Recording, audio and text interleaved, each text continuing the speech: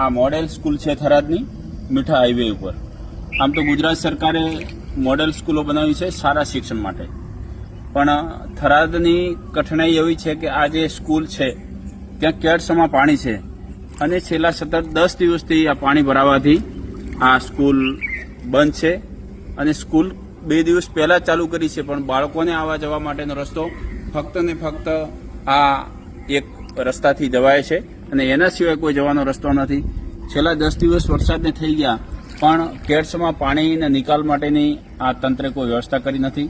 જે model school માટેની વાત હોય, મોડેલ શિક્ષણની વાત હોય, ત્યાં આ મોડેલ આપણે પૂરું પાડશું. આ આપણે મોડેલ બાળકોને બતાવીને આપણે ભવિષ્ય બનાવશું. 10 દિવસથી બાળકોના ભવિષ્યની કોઈ ચિંતા નહીં કરવાની. સરકાર ઘોર નિંદ્રામાં છે, સરકાર કુંભકર્ણની નિંદ્રામાં છે. આ પાણીનો નિકાલ કરવા માટેની કોઈ વ્યવસ્થા કરી નથી. સરકારને આપના માધ્યમથી, મીડિયાના માધ્યમથી વિનંતી કરું છું કે મોડેલ સ્કૂલમાં મોડેલ શિક્ષણ આપવું હોય તો તાત્કાલિક ધોરણે આ પાણીનો નિકાલ કરવામાં આવે.